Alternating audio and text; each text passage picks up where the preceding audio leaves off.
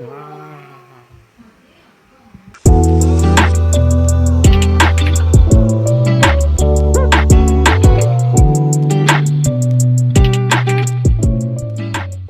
Masukkan setengah cawan gula. Tunggu sampai dia cair. Jangan campur dengan air. Dia kena gaul-gaul sikit supaya dia lagi cepat cair. Yang penting jangan tambah air.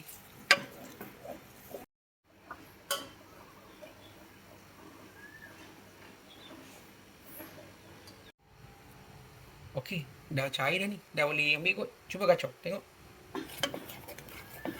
Okey, done. Kita masukkan dalam loyang. Loyang tak ada, pakailah apa yang ada.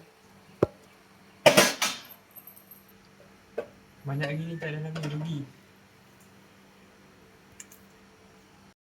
Masukkan roti yang dah dipotong. Berapa? 2.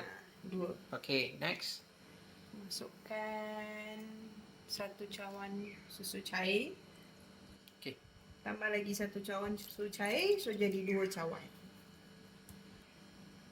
Masukkan setengah cawan susu pekat manis.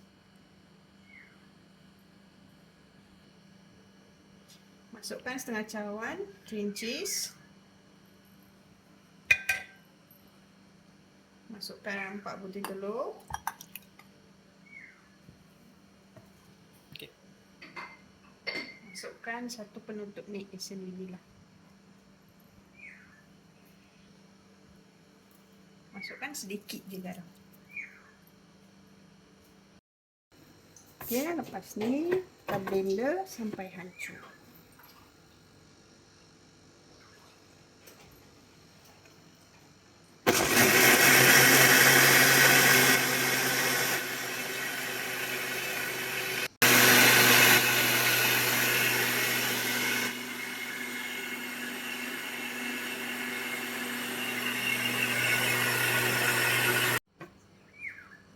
Okey, jangan takut. Tapis. Bini saya ni dia takut. Lepas tu kita tapis. Slow-slow.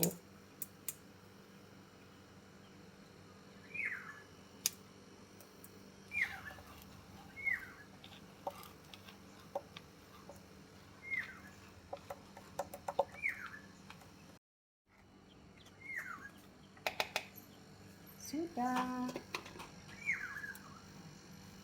Tutup pakai aluminium paper. Lepas tu kita kukus selama 45 minit dengan api yang sederhana. Tutup dia. Okey, agak-agak jadi tak? Hope jadilah. Kalau jadi, buat lagi. Jadi? Kalau tak jadi, Jangan lupakan. buat lagi. Lupakan.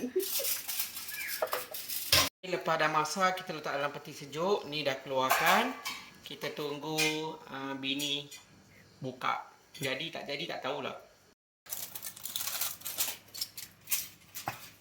Wow. Harap-harap jadilah.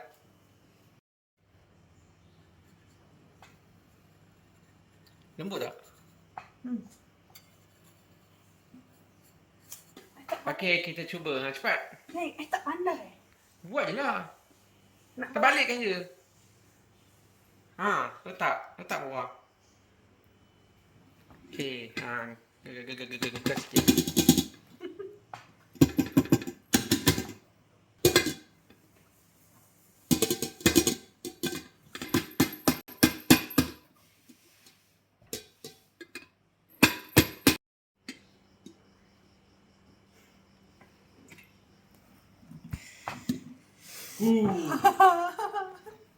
Okey, terakhir kali keberapa baru jadi.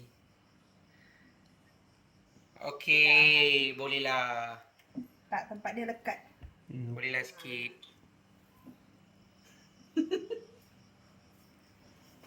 Kepada Khairul Amin, 50% jadi. Okey, kita potong. Kepada Khairul Amin, you punya resepi kami buat. Bolehlah Jadilah sikit. Dalam 80% okey lah. Angkat tengok. Wow.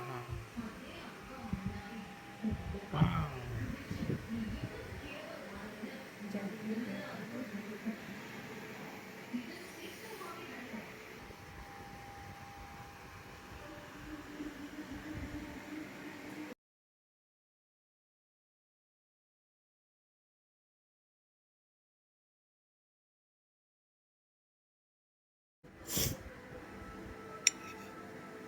First, kita bagi isteri kita makan. Komen sikit. Sedap. Sedap tak? Sedap. Lagi? Sedap. Bagi orang makan cepat.